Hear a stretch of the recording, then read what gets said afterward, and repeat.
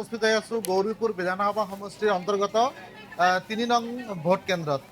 এই ভোট কেন্দ্ৰটো হ'ল বাগডোগৰা LP স্কুল ভোট কেন্দ্ৰ আৰু এই বাগডোগৰা LP স্কুল ভোট কেন্দ্ৰত মোৰ সতীৰ্থ যদি সেই দৃশ্য দেখুৱাই যে শ শ ভোটাৰ এনেদৰে শাৰী পাতি থিয় হৈ আছে আৰু এই ভোটাৰসমূহ যদি কোৱা হয় তেনেহ'লে বংগৰ যি ৰাজ্যিক যি সীমা সেই সীমা ফালি অসমলৈ আহিছে ভোট দিবলৈ।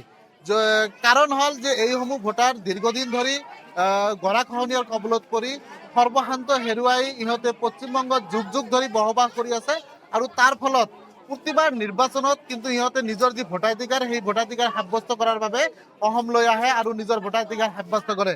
স্থানীয় ব্যক্তি আছে, মই কথা পাতিম। হয়, কি ক'ব আপোনালোকে প্ৰতিবাৰ নিৰ্বাচনত ইয়ালৈ ভোট দিবলৈ আহে, কি ক'ব? হয়, আমি একচুৱেলি আমাৰ গাঁওটোৰ নাম হ'ল জংবান্ধা যিটো আমাৰ এইটো ৰেভিনিউ ভিলেজ হয় অসমৰ, ঠিক আছে।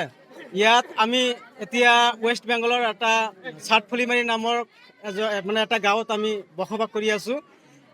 ইয়াত কাৰণটো হ'ল আমাৰ যোনটো মানে গাঁও আছিলে সেই গাঁওটো সম্পূৰ্ণৰূপে গংগাধৰ নদীৰ কবলত পৰি বিলীন হৈ গৈছে, যাৰ ফলত আমি অসমত মানে জমি কিনিব পৰা অৱস্থাত নাছিলোঁ।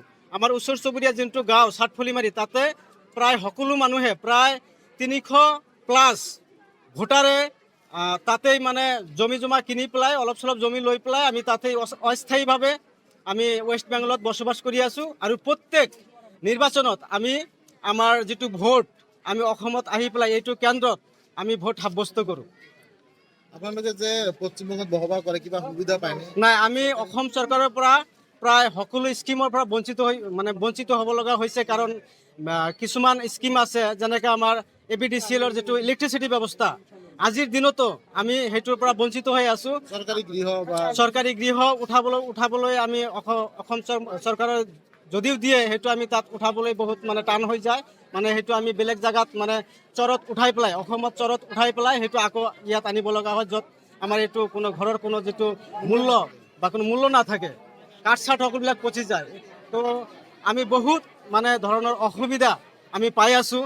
আমি চৰকাৰলৈ এটা ৰিকুৱেষ্ট জনাম, এটা আবেদন কৰিম যাতে চৰকাৰে আমাৰ বিষয়টো মানে খুব ভালকৈ চাই পেলাই যাতে আমাৰ মিছন বসুন্ধৰা হওক বা অসমত বহুত খাচ মাটি আছে সেইটো তাত মানে যাতে আমাৰ পুনৰ সংস্থাপনৰ ব্যৱস্থা কৰি দিয়ে, এইটো আমাৰ চৰকাৰলৈ, লগতে আমাৰ যিজন প্ৰাৰ্থী এই গৌৰীপুৰ 7th গৌৰীপুৰ এছেম্বলিত যিজন বিধায়ক হ'ব তেখেতলৈ আমি অনুৰোধ জনাম যাতে তেখেতে আমাৰ বিষয়টো চালি জাৰি চাই পেলাই আমাক সহায় কৰে।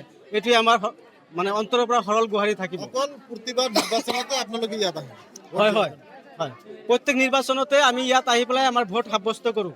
আৰু যিও জনপ্ৰতিনিধি আছে নিৰ্বাচনী প্ৰচাৰ চলোৱাৰ বাবে পশ্চিমবংগলৈ যায়? হয়, আমাৰ যেতিয়া মানে ইলেকশ্যন আহে বা নিৰ্বাচন আহে সেই নিৰ্বাচনত যিবিলাক প্ৰতিনিধি আছে আমাৰ তাত মানে ভোট চাবলৈ মানে ভোট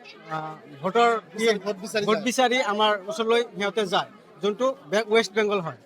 হয়, ধন্যবাদ জ্ঞাপন কৰিছোঁ।